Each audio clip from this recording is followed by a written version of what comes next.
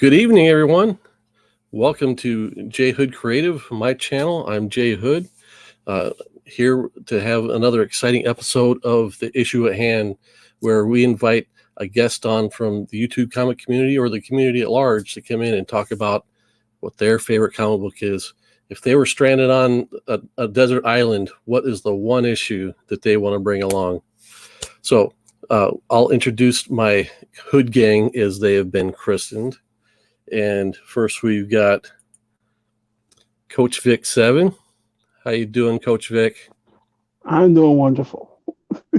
All right. There's a little bit of delay with your mic, I think. Oh. No, there's a delay with the audio, but we should be able to manage. Next, we've got Ben, and let me rearrange our screens. There we go. How you doing? How you doing, Ben? All right. You guys ready to roll? Ready to rock and roll. Cool. So our fourth compatriot has decided to stay behind the scenes tonight, and that's fine with me. And if he's got any words of wisdom to add, maybe we'll bring him in. But let me introduce our guest for the evening. This is Bona Fide Comics. Bona Fide Comics, thanks for coming on our channel and participating in issue at hand. No problem. So you are a online retailer, essentially, right?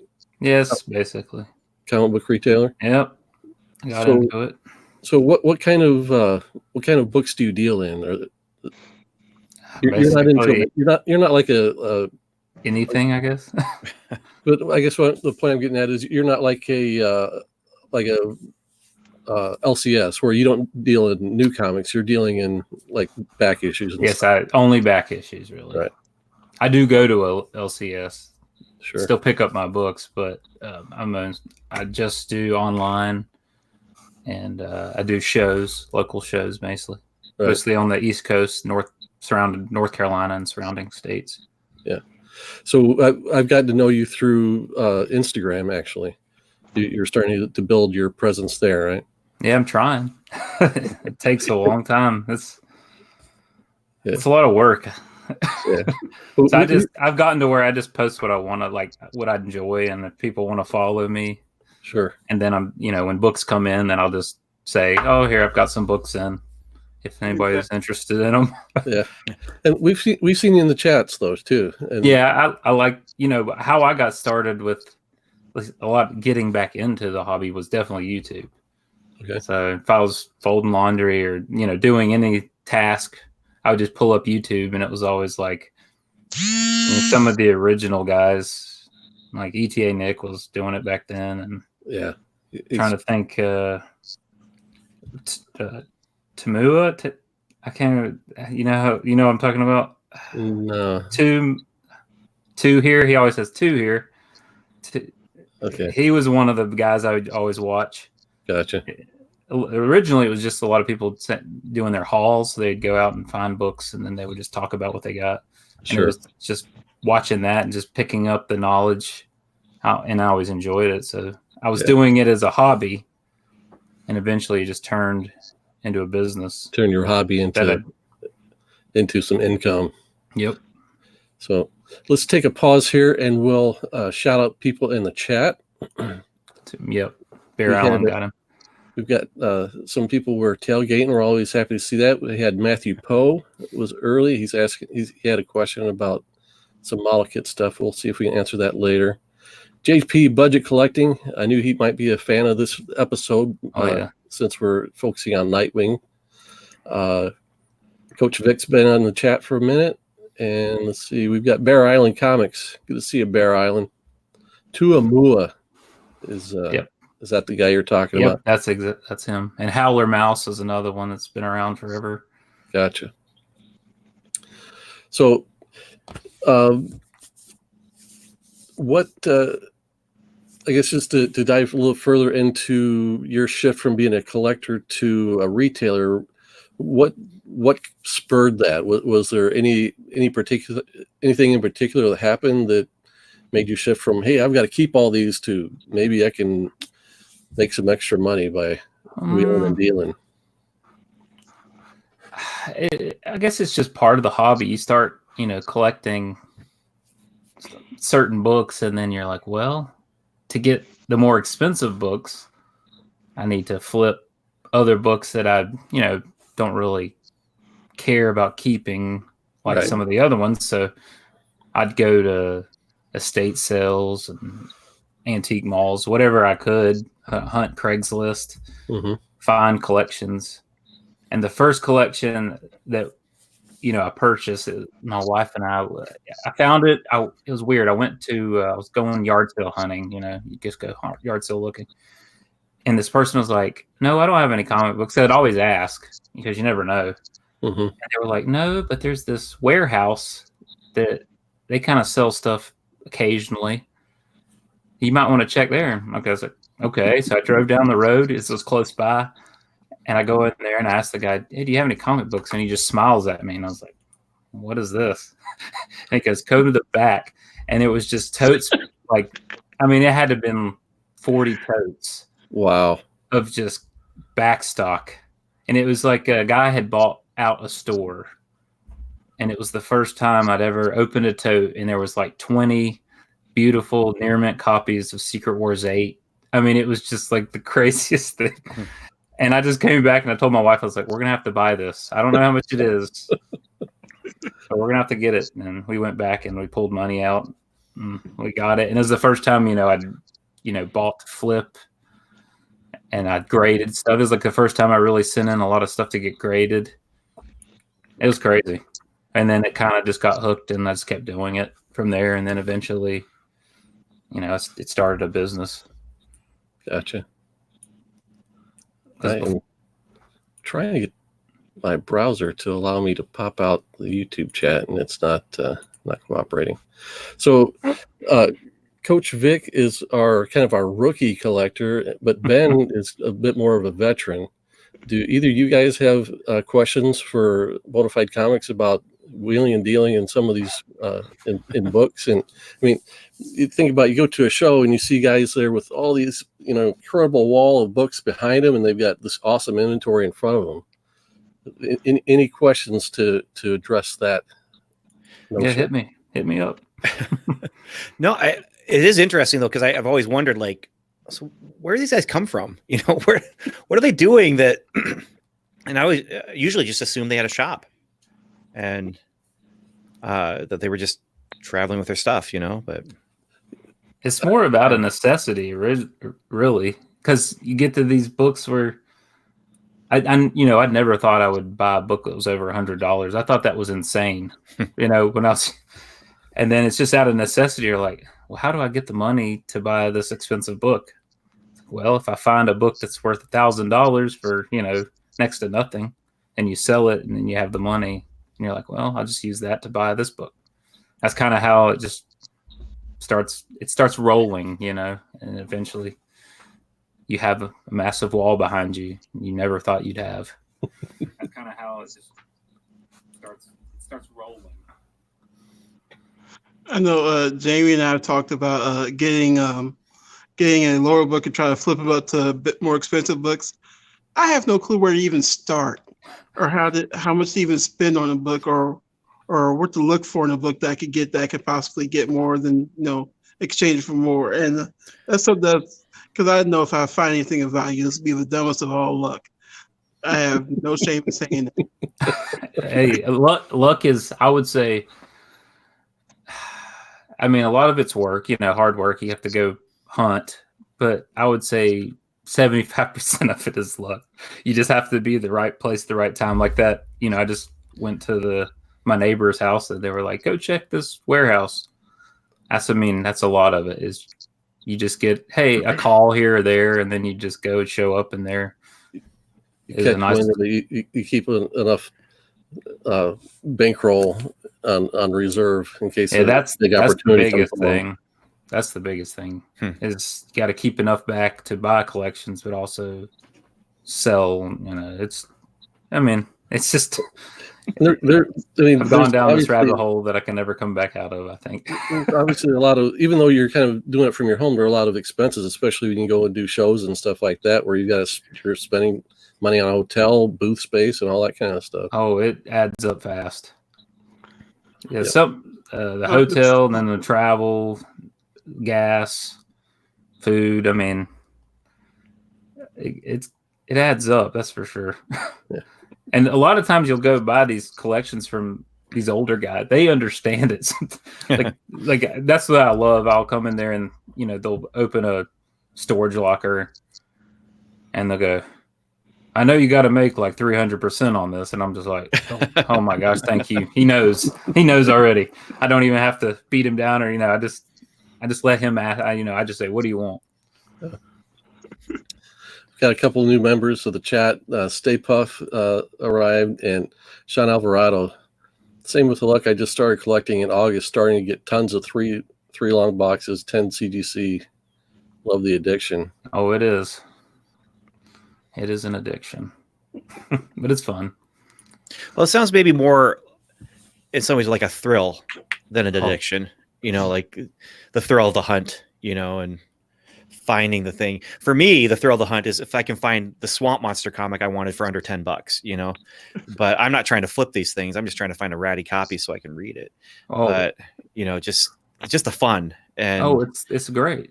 And you get to, put food on the table with the fun. Right. Mm-hmm. Yeah. It's like, was it last Saturday, Jamie and I, we went out? Or was it 2 Saturdays ago? Either way, we went out and went to the one place, the big store, the LCS that we normally go to. And it's just, they have all the new stuff and, everything is wherever the cover price is. And you're just like, okay, yeah. Then we went to this little hole in the wall store down the street. and I found all kinds of stuff I've been looking for a long time. I was just as giddy as could be. Yeah. And I was just like, "Ooh, all right, this is fun, yay!" It's interesting, especially in a kind of a smaller town area like we have. We still have within like the 2 counties that do business together. We've got 3 LCSs, and then like probably 3 or 4 other more either like toy businesses or places like that also carry comics, older back issues and stuff. One of them is 2 blocks away from my house. Yeah, that's where we went. That's Not not healthy. That would be bad. Yeah, that's the place we went to last week. That had all the great stuff in it. Yeah. For me, anyway. Yeah. That's when they just have you on speed dial. It's like you get anything new and just call me. Well, he knows again, Swamp Monsters, but he knows. Hey Ben, he'll shoot me a messenger picture. I'm like, yeah, I already got that one, but thanks. But he knows me. And, Well, the funny thing is, he had Jamie drooling because, like, I got like 10 crates of books back at the warehouse, and No, he said he had 100 long boxes in his basement or something like that.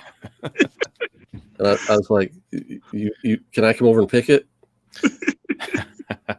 But the value books he had were full market value, except for one book which I might go back and get this weekend. I'm still trying to decide. But then he's got a lot of dollar books and stuff like that too. Yeah. Hey, dollar books. I love hunting through dollar books though. You can always find something in there. Yeah. You never know what you're gonna get. At least good reading. That's the biggest thing. Yeah, you almost can't go wrong for $1 until you stack up, up stock. Yeah, we'll just read them, and then with a lot of times I'll just read them and then throw them back in my dollar bins. Yeah, I've got a buddy who does a podcast called the Quarterbin Podcast, and it's just all about the books he's found for 25 cents, and he's never lost out on it. Like, it doesn't matter how bad it is, he still gets an episode of his podcast out of it for a quarter. Yeah, that's awesome. Yeah, that's how I find a lot of my, like, what I've read. I've like bought a huge collection, and I'll get in and I'm like, I've never seen this comic, but the story looks good, so I'll start like picking through it, and I'm like, okay, and I'll just grab a stack of it and leave it to the side. I'm like, I'm gonna read this later. It's so easy to find new comics where you find that one, then you got to hunt down the rest. Yep, I agree. The thrill of the hunt is probably the biggest draw for me. But hey, let's get into this book. We're 14 minutes in, and we haven't even talked about. This is the book we're talking about tonight. I'll make myself big screen for a second. Boom.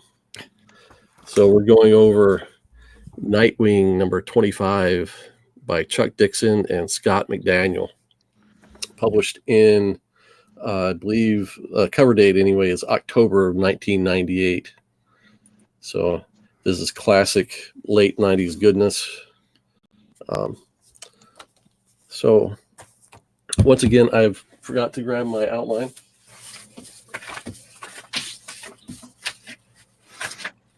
But I should have it handy.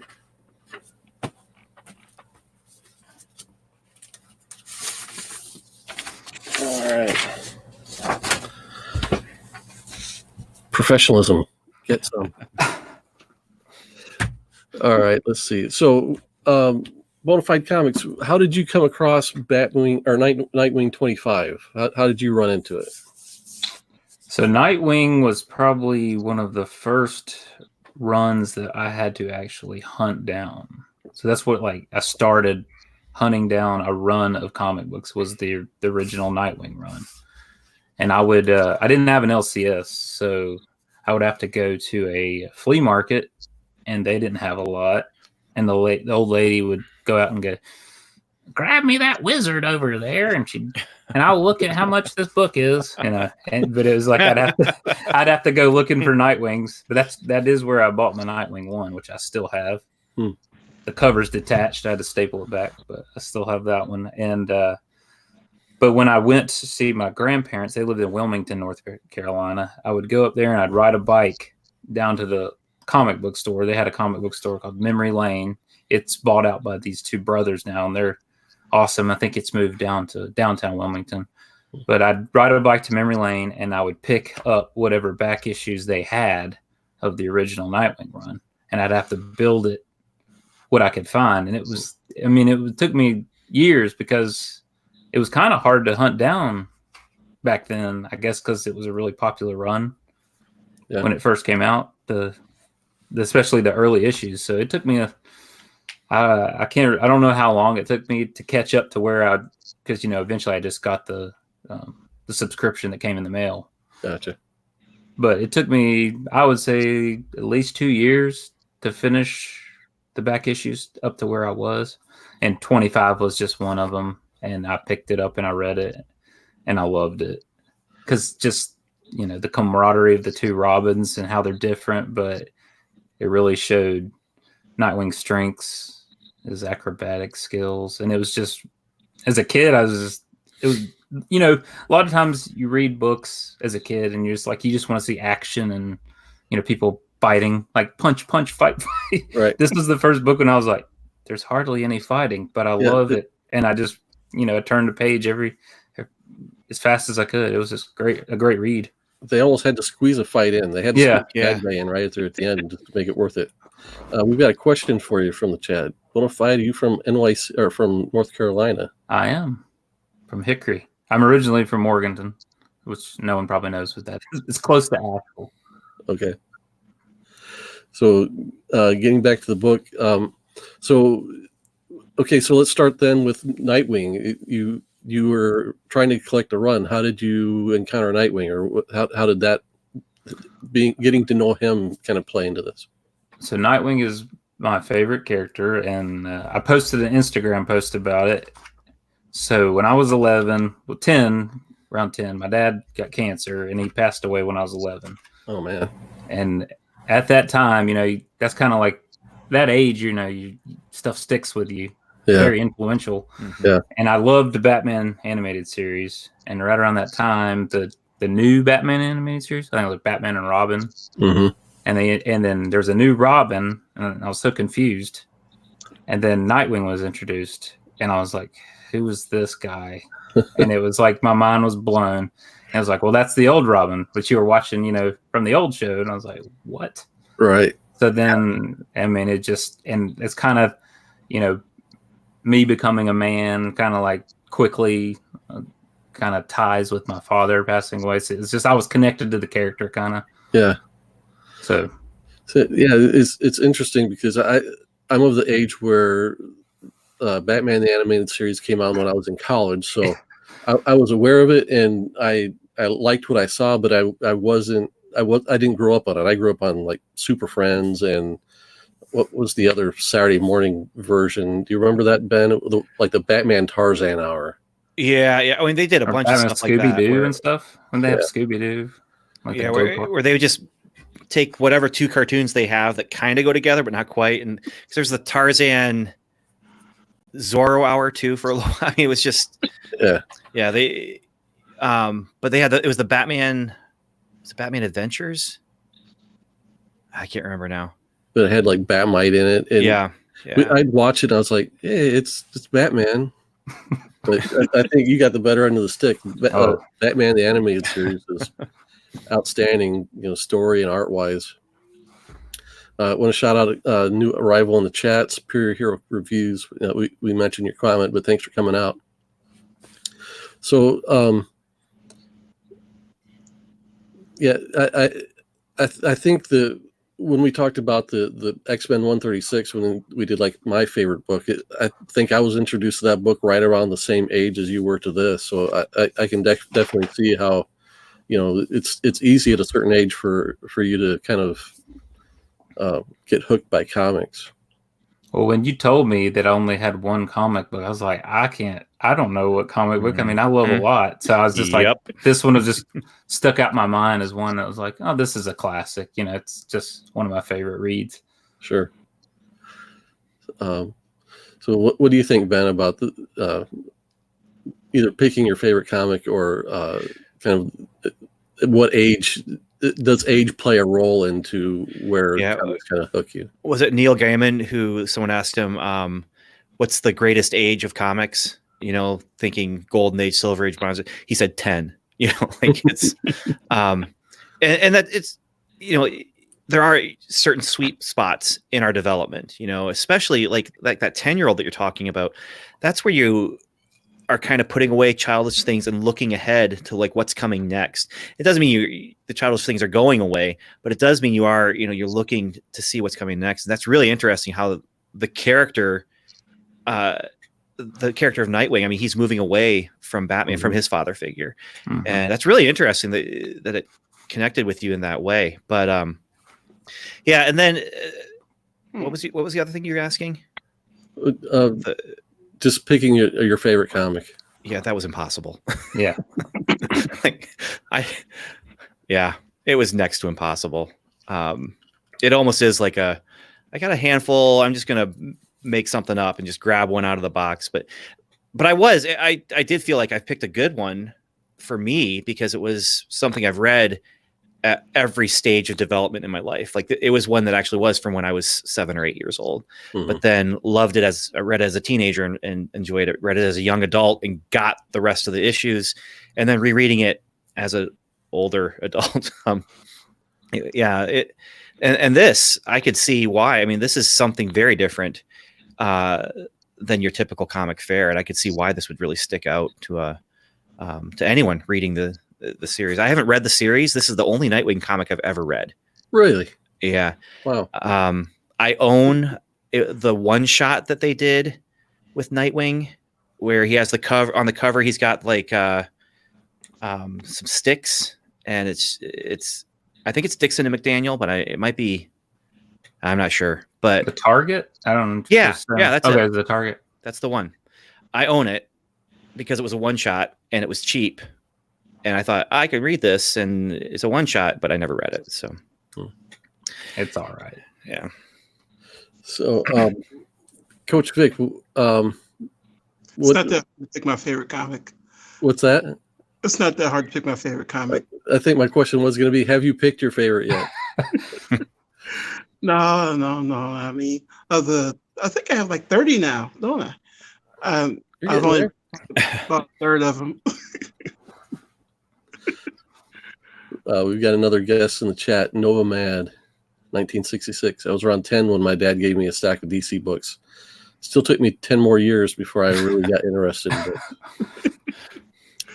I was a Marvel fan originally. I mean, that's because the cartoon too. I was reading X-Men, Wolverine.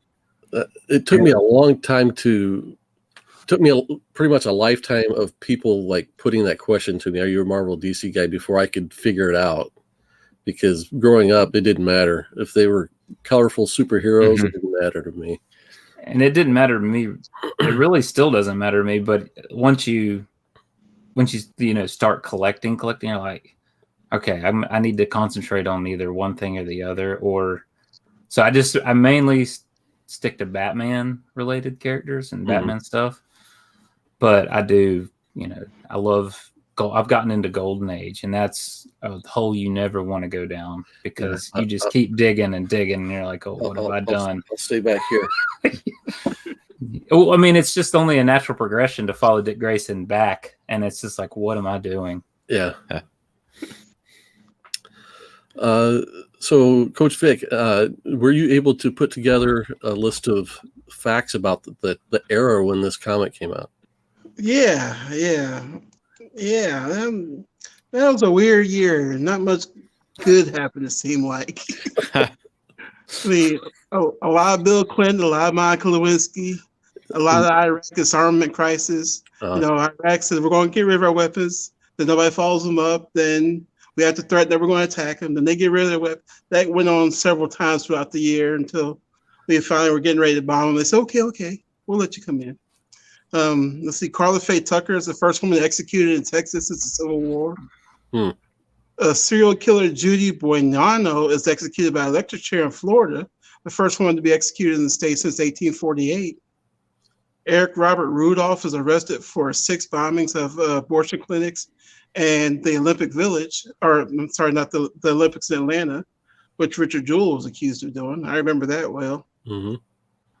John Glenn, at the age of 77, went into space. I think it was Discovery. Took Discovery into space. NASA announced that Clementine probe orbiting the moon has found enough water in polar craters to support a human colony and a rocket fueling station. Yeah, still waiting for that to happen too. The FDA approves Viagra for ED. Woohoo! I guess for who knows. I'm sure there are a lot of guys who are appreciative of that. Yes. Citicorp and Travelers Group announced plans to merge, creating the largest financial services conglomerate in the world. I only know that because when I worked at Citigroup, I had to audit all those files, and there was a lot of files. Oh, my hands hurt from that. I think El Nino was responsible for a lot of tornadoes during that time. Florida, Minnesota, Alabama, Tennessee. Tornadoes all over the place. Animal Kingdom opened in Disney World. Now, I've been to Vegas twice. The Aladdin Hotel was imploded in 1998 and rebuilt in 2 years as the all-new Aladdin, which I went to. And also that year, the Bellagio opened in Vegas, which I went to. So, hey, 2 nice hotels. Well, I guess the Aladdin's not there anymore. It lasted 5 years. DNA identified the remains of U.S. Air Force First Lieutenant Michael Joseph Blassie, who was able to arrive home to his family in St. Louis after being in the Tomb of the Unknowns since 1984. Wow. 80. Yeah, now this is some weird stuff. In 98, the bombings of the United States embassies in Tanzania and Kenya killed 224 people and injured over 4,000 people. And they're linked to Osama bin Laden. And then, the United States launched military cruise missile attacks against Al-Qaeda camps in Afghanistan. Now, I remember that because I remember for some reason they had video footage of that. And it was at night. You could see the missiles. It was just like really cool seeing the missiles flying through the air, which weird to say because, they're out to kill people and destroy things. But then later on, a court in Afghanistan declared that Osama bin Laden was a man without sin. Wouldn't we all like that honor in regards to the bombings in Kenya and Tanzania? See, it was a rough year. Yeah. Okay, skip to the champions. Who are the sports? All right. Well, wait a second. Are the movies? Were there any good movies that year? Google's Jesse the Body Ventura was named governor of Minnesota. The Rock defeated Mankind at SummerSlam to win the belt for the first time. We had good music. We had The Boy Is Mine, Too Close by Next, I Don't Want to Miss a Thing by Aerosmith, Getting Jiggy With It by Will Smith, and oddly enough, 1 Week by Bare Naked Ladies, which lasted #1 for 1 week. We have Patch Adams, Enemy of the State. I will stake my life on Enemy of the State being an amazing movie. If you haven't seen it, you must see it. Starring Will Smith and Regina King. Blade. I only put Blade in there because it's a comic book I hear. Simon Bird. It's a good movie though too. I love that movie. That's the movie that opened up the floodgates. Yep. It started the whole superhero renaissance, I guess. I don't know. But I remember when they kept saying that it was the only, or when Deadpool came out, it was like, it's the first rated R Marvel movie. And I was Yeah. like, what about Blade? Blade 2, Blade 3. Yeah. Blade All was a those lot of movies- firsts and We doesn't get the respect it deserves. I agree. got Simon Bird, Saving Private Ryan, Rounders, another great movie, and Rush Hour. And then Tennessee won the national championship. Kentucky won the Final Four. The Yankees won the World Series. The Red Wings won the Stanley Cup. And last but not least, Mark McGwire set the single-season home run record I for the remember St. that. Cardinals. He hit a hanging curve off of Steve Traskell over the left field wall. Just barely cleared the wall at Busch Stadium. I remember it well. As a Cardinals fan, I'm sure you do. And remember that Cardinals fan, not necessarily Mark McGwire fan. All right, let's shout out a couple people that joined us in the chat. Mark Spector Comics, good to see you here, Mark. Mark Spector, I sold him some comics and he unboxed them today. That was pretty cool. So check him out on his channel. Dave Enrique, he's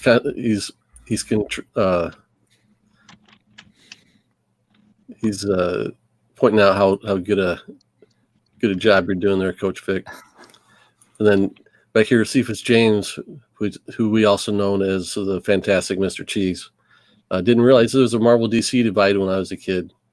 Yeah, I didn't either, but apparently it's a thing. Yeah, I didn't learn until It's his silly. niece. So that gives us a context to kind of set the stage for what the world itself was like when this story came out.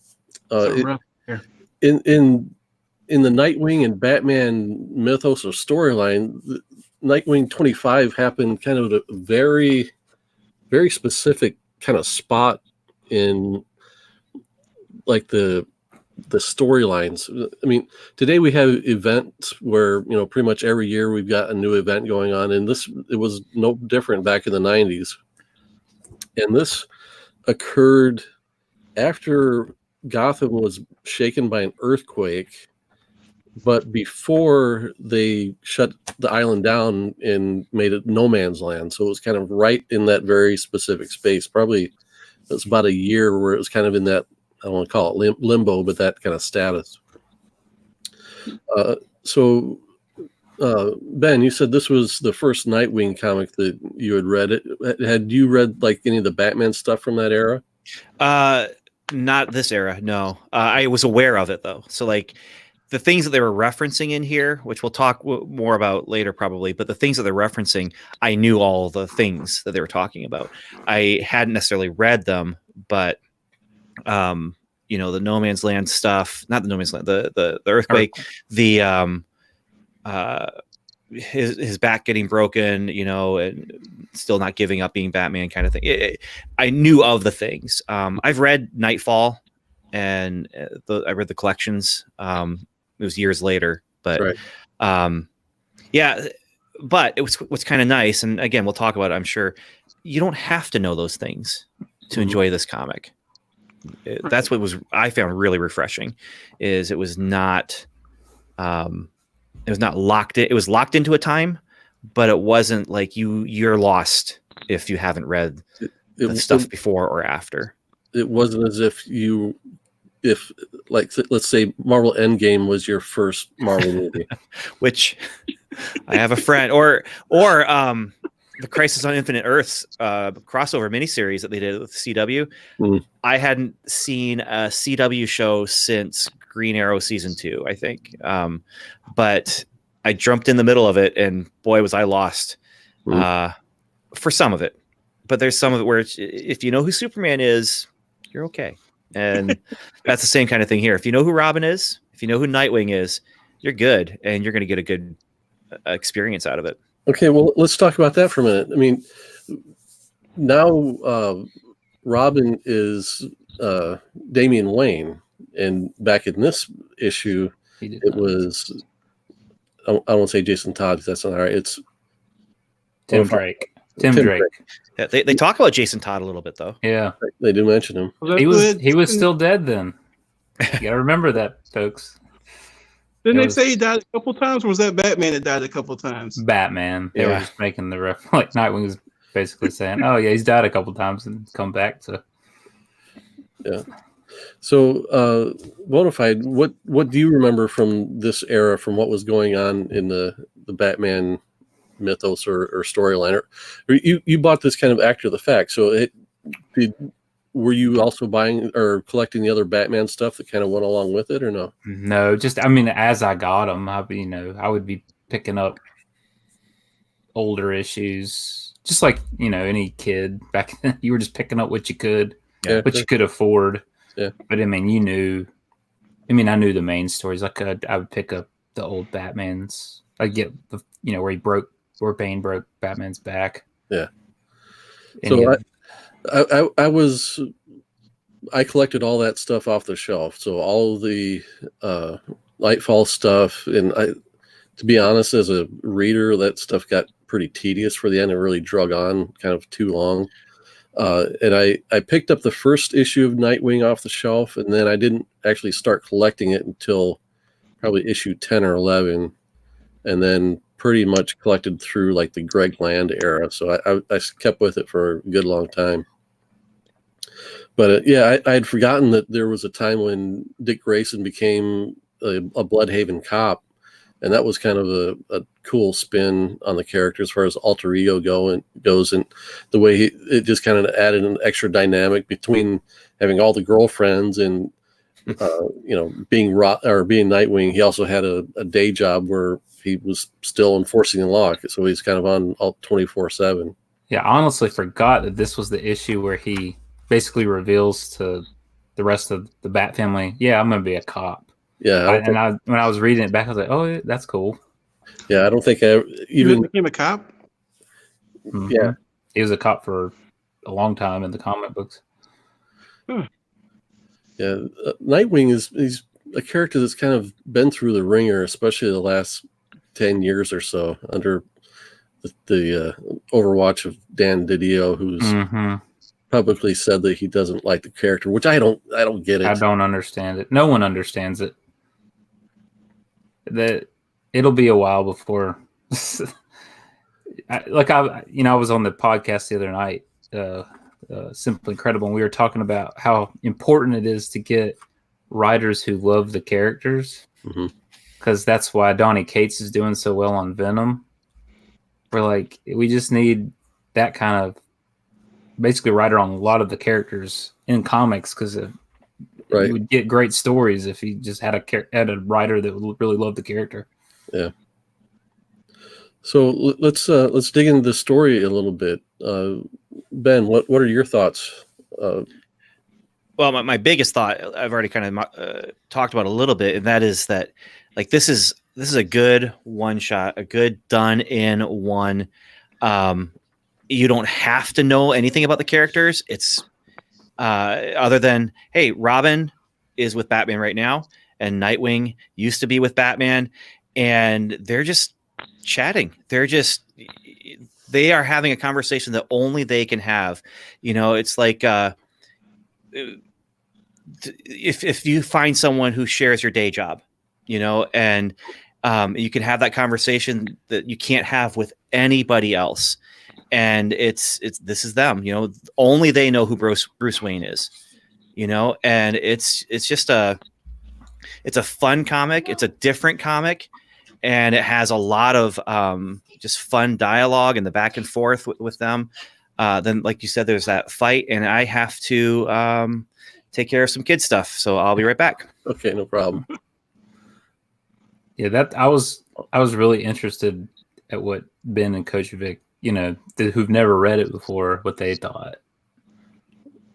With him out, let me see if I can get Fantastic Mr. Cheese to come in.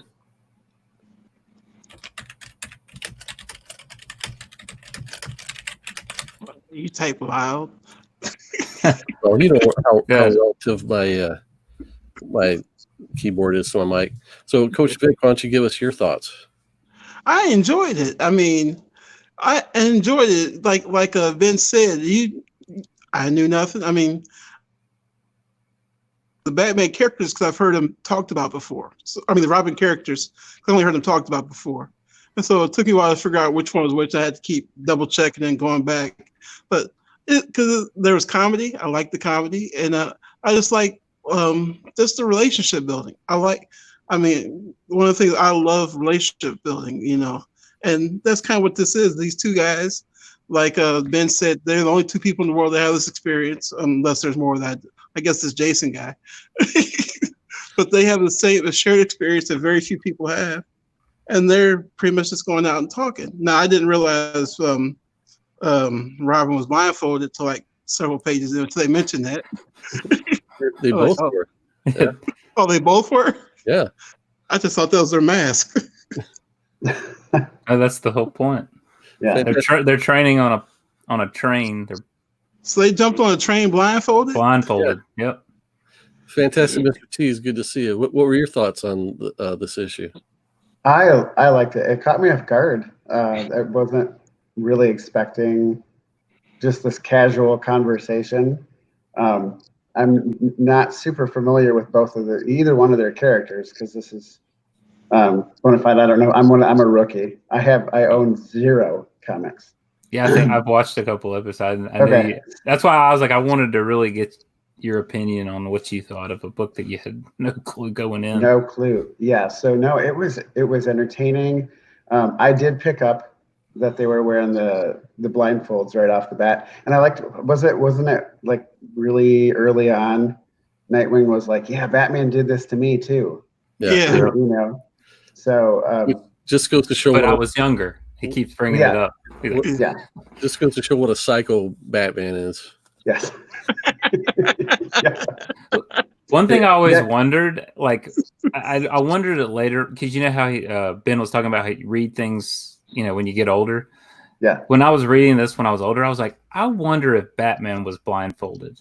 You know, you think like, I bet he wasn't, and he's just like testing Dick Grayson because he's like, he knows he's an amazing acrobat. He's like, I'm just gonna blindfold him and throw him on this train and see if he can do it. Yeah. Well, shout out Biggie Chack. He's in the chat. Good to see you, Biggie. All right. Fantastic, Mr. Cheese. Anything else to share before I swap you back out for Ben? No, it was really good. It was a fun read. I really enjoyed just it's just like this nonchalance of, hey, you know, let's just have this chat. And I didn't get any of the references. Like, I didn't know about the earth, you know, the earthquake. I was like, no, I don't know anything that's going on. But it really, like Ben said, it didn't really matter. It was just a very good self-contained story. So It's a good choice. And they've had their fair share of girlfriends. That's all I'm saying. Like, gee. Dick Grayson's a player. Yeah. All right. We'll see you. Yep. That's one of the funniest, or like one of the things you pick up is the only time, basically the whole time, the only time Dick Grayson ever goes off balance is when Tim tells him that his girlfriend's pregnant, if you noticed. Mm-hmm. The whole time he's like on a train blindfolded with one leg or on his arm. Only time he ever stumbles is when Tim tells him, oh, but by the way, my girlfriend's pregnant. He's like, oh. Now, this girlfriend's pregnant by another guy? Yeah. It's like, I guess his spoilers ex-boyfriend. I don't know. Yeah, to be honest, that's one storyline that I kind of vaguely remember that being the case, but I don't know what the circumstances were. I vaguely remember it too. I think she loses it or something. I can't. Yeah, she didn't end up with a baby in the end. So yeah, I think Dixon was writing both, right? He was writing Robin at the same time. Yes. Yeah. So we should talk about the creators, because both Chuck Dixon and Scott McDaniel have had both got pretty hefty resumes. They did a long run on this. Scott McDaniel's the artist, did a kind of became well known by doing a run on Daredevil called Fall from Grace, where Daredevil sales had kind of been up and down, but when he came on the book, they gave the Daredevil a new costume. Again, this is the mid '90s. The hype on that book really spiked pretty big. But then, like you said, Chuck Dixon, he wrote Robin. He wrote a lot of Batman stuff. I think in the regular Batman title, if I remember correctly. And he seemed like he was like a go-to Batman family writer for quite a long time. I think he wrote the early Birds of Prey as well. Yeah, he did. And Scott McDaniel, he went on to work on the regular Batman book as well as a few other things. I mean, he's kind of pretty much stayed in the business ever since. But I'll take a minute just to talk about the art in the book. And I mean, it's a style that's very built for comic books. You wouldn't see this anywhere else. You wouldn't see it in advertising. You wouldn't necessarily see it in animation. I mean, it does kind of have an animation-y style. I mean, it's almost like anime. What do you guys think? I was wondering what because you and Ben thought about Scott McDaniel style. I was always a fan of it. I think the reason his star power didn't stay bright for longer than it did is because he didn't really evolve his style at all. If you see a comic drawn by him today, it's going to look exactly like this. But it's very much of the period too. Like this is when I see this artwork, to me it just screams 90s. Mm-hmm. You know, and it just the way that the bodies move and the way that the feet look and the way that the coloring too, though, is a big part of that. Just the I don't even know how to describe, but the way that the body, the limbs are just colored with the musculature, and rather than detail work being done with a pen, it's brought out with the color. It's a combination. It's there with the pen, but it's brought out with the color. It's a combination of what we'd call the draftsmanship, which is like the structure of the anatomy and things like that, is cartooning, but the way the kind of this glossy surface he's putting on top of it is very graphic, where you've got a lot of just raw blacks and a lot of shadows. I think it's real interesting when he does stuff like this. I'll make myself big just real quick. Where he does this thing where he's literally animating the action across a panel, and he's just drawing the body over and over and over again, and they're all fully rendered and fully colored. Whereas some of the artists, the figures further in the back might be kind of more grayed out or less defined, but they're defined kind of equally across the panel, which is an interesting take. Did you see my Instagram post about that? I didn't. Where I talked about one of the issues, Nightwing, I think it's 7. One of them where I was like, he drew like 13 Nightwings on the cover. Oh, wow. Yeah. I remember reading Spider-Man comics like that, where you'd have the image going down the panel or whatever, but like you said, they were grayed out or they were muted, and you could tell that there's the one important one is the one that's at the bottom of the panel, full color, you know, but it's not confusing. Like it could be confusing here. It's not. It gives it motion. It gives it dynamic. Yeah, one of my all-time favorite, well, at least Nightwing splash pages, probably my favorite splash page, is in Nightwing 2, I think. Let me see if I can find it. I'll show this page real quick right here and talk about the fact that, I mean, we were wondering, you know, is he kind of anime inspired? And I would say, which page am I doing? It's almost the opposite of anime, where an anime figure would have a lot of speed lines behind him. Like they're traveling a million miles an hour on this train, and he's just a couple speed lines to indicate speed. But when we see Nightwing jump off the roof of this train car, it's pretty much stop motion.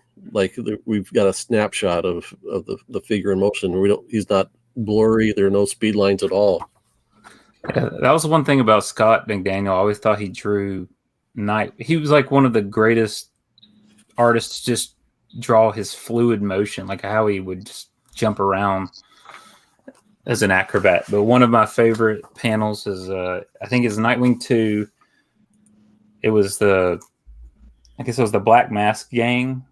They were like, there was a plane, or there was a train that was just rolling off, and they're shooting at him, and Nightwing jumps over a tunnel. I don't know if you can see it. He jumps over the entire tunnel while the train's going under it. Huh. And you see the traffic over it. He's jumping off of cars and then lands behind them on the other side of the tunnel, and they don't see him, and he just whacks them in the back, and he kicks him in the back. It's one of Scott McDaniel's greatest panels. I mean, it just shows how fast and fluid Nightwing can just jump over. Oh, there's just speeding traffic above. I'll just jump over it. Yeah. Scott McDaniel, I personally like him, but I've heard other people that say that they don't like him. Well, I could definitely see someone looking at that, and it's hit or miss, you know. Yeah. It's more miss for me. Really? Yeah. Yeah, I liked it, except for I just thought it was too dark. And maybe it's just the copy of the book that I had, but it just seemed so dark. It was, the panels there, it's just kind of hard to decipher characters and stuff at times. I actually liked it when it was dark, because I'm coming off of Batman the Animated Series. I thought it was almost like that, and maybe Carl's story was kind of drawing inspiration from that, trying to make Bloodhaven really gloomy. I mean, he's just playing making with, it dark. He's definitely playing with light and shadow, because look at how much shadow, how much black you get just on the cover. Yeah. And one other thing, Jamie, when you open it up, because I noticed your book had it, what's with the blue rectangle on the inside? That's a distribution mark, so that when you look at the book from the top, you can see that blue line. And I don't know why. Earlier on, they would have just painted that. They would have put a big stack of books front to back in a box and just put a roller of paint across it to mark it. I don't know why in this era they would still be doing that. I mean, in this case, yeah, they're printing it in the book. I mean, because it seems like it's disrespectful to the artist. How's that for you? Well, Except the artist knew it was going to be there. The artist knew. I loved how the opening is just pure black because they're blindfolded. That's where I wanted to go next. Yeah. Was I at first was like, what? No, I'm reading on my iPad, and so what's wrong? Did they forget the artwork in that panel? You know, and then I realized it's not just a panel. That's the actual splash page, the easiest splash page that Scott McDaniel ever drew, I'm sure. Yeah, but he got paid just as much for that one as he did all the rest. You know, it's a fantastic opener, and then you realize, oh, they're blindfolded. You can't tell, or I couldn't tell in the first panel, the first page though, because they wear masks. They wear domino masks, basically, you know, and then you keep going. You're, oh, they're wearing blindfolds. And the other interesting thing about this is this issue could easily be a radio play. You know, there's so much dialogue and the action. You could do some special effects. You know, the only thing that wouldn't work with this as a radio play is that moment where he flips up his blindfold. And that's a great moment in the which comic. Is a great visual moment. But this one, yeah, there's a lot of talking, which is great. But then there's the story that's happening as they're talking as well. And it's, you know, a lot of it's in the background. You know, the robbery they don't even know what's going on at first, you know, and so it's that nice background thing. You have two things going on at the same time, getting closer and closer. Yeah. And then they meet, they come to a head, and then they crisscross and keep going the other way. Mm-hmm.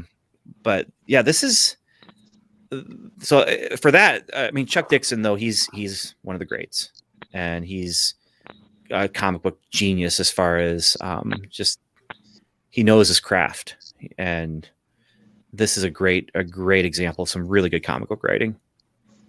Yeah, I love the like you were mentioning. It really shows his character because, you know, he tells him not to lift the mask, but of course, when the bad guys fall off, he like lifts it up. Oh, they're all right. Yeah. That's another thing I wanted to talk about. Is it really, as a kid, I was like, man, it really shows. Dick Grayson is almost metahuman if you read this, because you're like, who else could honestly sit on a train blindfolded, balance on one arm, one leg, never, it was almost like he was standing on a level ground for him. It's just like, oh, this is fine. I mean, the stunts they're pulling would be difficult for Daredevil to do. Yeah, and these guys don't even have the radar powers.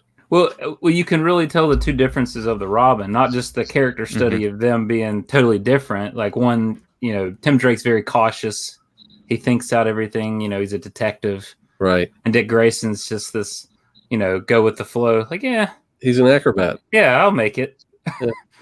And it's just insane. And one of my favorite lines in the book is when, Tim Drake, he wants to pull it off after, like, those kids are, like, throwing rocks, or they're throwing like a chunk of building on the thing. Mm-hmm. He's like, this is crazy. I'm gonna take it off. And he's like, no. And he's like, we could die tonight. And it's like one of the greatest lines. He's just like, what's any different than, what's different than any other night? Yeah. And I was like, that's a great line. And he's like, oh yeah, you're right. Yeah. But then he also gives a little bit of the guilt trip where he's like, if I disappear, Batman's gonna know. Yeah, well, he's like, I don't. Like, it's on you. But that's a great transition, because that's how, like, Chuck Dixon gets him to start talking about the dead Robin. He's like, oh yeah.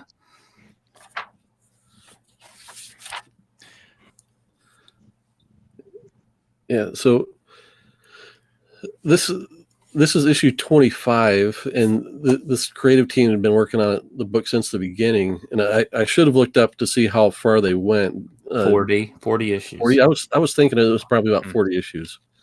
So they were just a little past halfway through their run.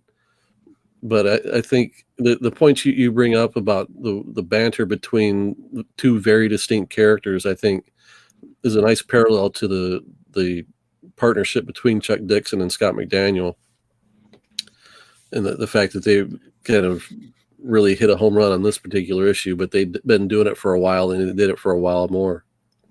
Yeah, if you like these or this issue, I think one of my favorite just continuous storylines is when Nightwing, it's like right after this, he goes to Blackgate Prison, because after the earthquake, Blackgate Prison is just run by, like, thugs. Right. It's just run by criminals. Mm-hmm. So Batman tells Nightwing, well, go in there and, take it back over. And he's like, okay. So he just goes in as a normal dude. He just pretends he's like I think he has to pretend he's some criminal, but then they catch him. So then Nightwing it's KG Beast is one of the guys. Right. And Nightwing has to basically get out of the prison, save all the criminals from getting killed, basically, get them out, stop it. And then it continues from there to he goes to Oracle's tower. And I don't know if you guys remember Oracle, Ben, it's like Batgirl when she gets shot. Okay. Yeah. So he has to go. So after he does all that, he's like basically dead. And he goes to Oracle, and then Huntress and a bunch of the police come storm Oracle's tower. So not only has he have to do that, then he has to save him and Barbara Gordon have to fight off all the armed guards to get out of the tower. It's just a great continuous, I think, like 5 issues or maybe 4 issues. It's just nonstop action. And how soon after this is that? Not long, maybe 28, 29, 30. I can't remember. It's later on. You'll know, because it has that No Man's Land tie-in. Yeah, on it. Yeah, this is it's funny because I'd collected this for Nightwing, like I said, from the beginning, but somehow I ended up missing 2 issues. And just the last year or so, I was able to land I think I was missing issue 7, somehow issue, I think, 23. And I finally found them to complete my run. But it's I can. It's been a long time since I've read it, but I can remember the quality being there. All the quality we're seeing in this issue is consistent through the whole run. And one of my favorite big Batman storylines was No Man's Land, and that was a good part of that story with Nightwing in the prison. It's definitely something you could to me. That I always thought like you could just take that off the page and put it on a film, and it would just be a great film, just an action film. Is that a Nightwing comic or a Batman comic? It was in Nightwing, but it was the overarching No Man's Land happened in all the Bat titles, and it just tied to that. Yeah, but it was really good. Like sometimes they time in, they're just really bad. I mean, these days when they do an event, they'll do like a mini series, and then all the other tertiary titles might cross over 1 or 2 issues. With No Man's Land, it was all the Batman titles for, I don't know, was it a year or was it 6 months? It was a long time where they were all impacted by that storyline, and they all crossed over. In the cases of the actual Batman titles, I think, didn't it go that like Detective would tie into the follow-up would be in Batman, the follow-up to that would be in Battle of the Bat, and it just went from one Batman title to another just continuously. Kind of like how Nightfall did. Yep. Which is part of, so this stuff is happening when I'm kind of getting back into collecting, and that's part of what really informed how I collected, is because I just didn't want to follow those things. I didn't want to mess with all the tie-ins and all the, the different things. Like if I wanted to follow a book, I had to follow 3 books, or 5 books. And I just wasn't interested in that. So that's part of why I didn't read the actual events. Yeah. So Fantastic Mr. Cheese, also known as Cephas James, is asking, was Dick Grayson ever Batman? Yes, he was. I can recall him 2 times, and one was at the end of Nightfall.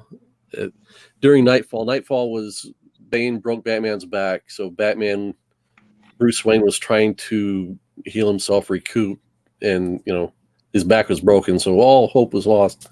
So they brought in another character named Jean-Paul Vallée that took over the role of Batman, which I never liked Bane because they brought him in just to break Batman's back, and I didn't like Azrael, who became Batman, because they kind of created him just to do that, and he kind of was unconnected otherwise.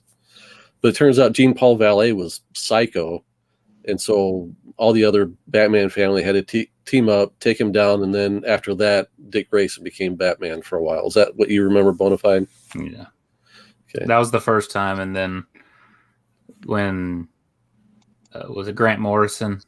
He killed Batman in the mid 2000s. Yeah, and then that's when they he brought Damian. He made Damian Wayne is a story from the 70s. He retconned it where he slept with drugged, I don't know, Talia al Ghul and Batman slept together, and he had a child, and then he brought it back into canon where Damian Wayne was that child between Batman and Talia al Ghul. So he adopted him, or not adopted it because it's his own kid. He brought in Damian as Robin, and then he dies. And you have this great dynamic between Dick Grayson becomes Batman, but Dick Grayson's, the talker, the chum, like the nice guy, and Robin is the psycho. It's this opposite flip where Batman isn't the psycho this time. It's now Batman's the nice guy and Robin's the psycho. So it's like Damian Wayne had the mixed ego of Bruce Wayne, Batman, and Ra's al Ghul, because I think he'd been brought up by Ra's al Ghul. Yeah, he'd been brought up by Ra's. So he was like ready to take on the world because he was the son of Batman, and everybody should respect that. I remember it. I was listening to an interview with Grant Morrison, and he was saying, he's like, that was the greatest thing I could ever thought of. He was like, and he's like, that story could have just ran forever, because as Dick Grayson as Batman and Damian as Robin was probably one of the best things that I ever did. probably the most notable. Yeah. It's taken me a long time to kind of accept Damian as Robin, and now here we are. It's been at least 10 years or something like that, right? I couldn't stand him as Robin when he first started, and it took that as kind of like Dick Grayson being his father figure to be like, okay, because he kind of started building this like love for Dick Grayson, and like, okay, I'll listen to this guy because he's been in my shoes, you know. Like I did like that dynamic between the two, and it's kept, you know, they've kept that dynamic through the years of Damian kind of. I think he looks up almost more to Dick Grayson than he does his own dad. He's like, yeah, because they're kind of too alike. They butt heads too much. So we've been going for a little bit more than an hour. So, anybody have anything else they want to mention before we wrap this up? I really enjoyed the book. I'm glad you guys did. I really enjoyed it. It's definitely a great choice. I was definitely glad to read it. It's a book I was looking forward to picking up again. I remembered it as the kind of the Nightwing Robin team up, and I didn't remember much other than that, and the fact that it was the creative team that worked on it. But Ben, what are your final thoughts? Better than a team up. I mean, this was just a nice comic. I really enjoyed it. So it was surprisingly nice because, like I said, I didn't have to have the arcane knowledge of the 24 issues before this. So this is a nice one to hand to someone. Just, hey, here's good characters, you know? And now you have to explain to them that, yeah, Nightwing is still Dick Grayson, but the Robin, he's a Robin, but not the Robin. Right. But it's a quick, easy explanation. Yeah. Because a lot of people don't even know who Nightwing is, you know, you think, which is, he's been Nightwing almost as long as Robin at this point. I think maybe 10 years longer. Yeah. I don't know. Yeah, I'd have to do the math, but yeah, you're probably right. All right. I want to thank you, Bona Fide Comics, for coming on. It's definitely been our pleasure. It's been it's a great pick. We've had a great conversation. So we look forward to seeing more on YouTube, out in the chats and guest starring on other shows as they come. Yep, and I'll be at what's the next show I'm doing? Captain's Comic Expo in Charleston, South Carolina. If anyone's in that area. When is that show? It is this Friday or this Saturday and Sunday. What is today? I don't even know. Monday. 17th. The 17th. Was that the 22nd, 23rd? Yep. Yes. Yeah, we there's a traveling show that kind of comes around the Midwest. He does like every weekend. He'll do 2 towns. Mm-hmm. And he's coming to our town this weekend, and it's I don't want to talk bad about it. You have to endure the person that puts on the show to get in to buy the comics. And you got some good signs last time, right? What's that? You got some good books last time. A couple. They weren't great deals, but the guy that runs the show runs a deal where it's 50 books for $20, and he's got probably 20 long boxes to flip through. Everything's out of order. They might be bagged, they might not. He's just buying store inventory and just putting it out for sale. And there's some, dollar books. I mean, at this point, they're 40-cent books, but so there's good stuff in there. You just got to find it. And it's cash only. Yep. Mm-hmm. So we've got that coming through this weekend. So it'll be a good. So are you guys at the same? Yeah, we're all local. Yeah, all local. So what's the closest big show? C2E2? Yeah. And I had been planning to go with that, and I had talked about it on my show before, and things just aren't working out, so I'm not going to be able to go this year. So I'm going to save my shekels for Motor City, and hopefully that's Detroit, I'm assuming. Yep, yeah, Detroit, and it's in May, I believe. Maybe I'll make my way out that way at some point. It's a lot of money, so I'm just like, all the shows in our area in driving distance are really early this year. C2E2 is in February. Indy is usually in September. It's in April this year. But Detroit shows, it's always in May, so at least they're consistent. Just come out to Heroes one year. I've been there twice, and it's the best show I've ever been to. It's great just for comics. That's all it is. So before we sign off, I want to announce our next guest and book. So I will make myself big. So our next guest will be a guy that goes by Uncle Jerk on YouTube, which I find that to be ironic because from what I've seen, he's not a jerk whatsoever. He's actually a pretty with it guy, pretty talkative guy. Look forward to talking to him. He goes by Jerk Comic on IG. And I'd strongly suggest going and checking out his content on YouTube.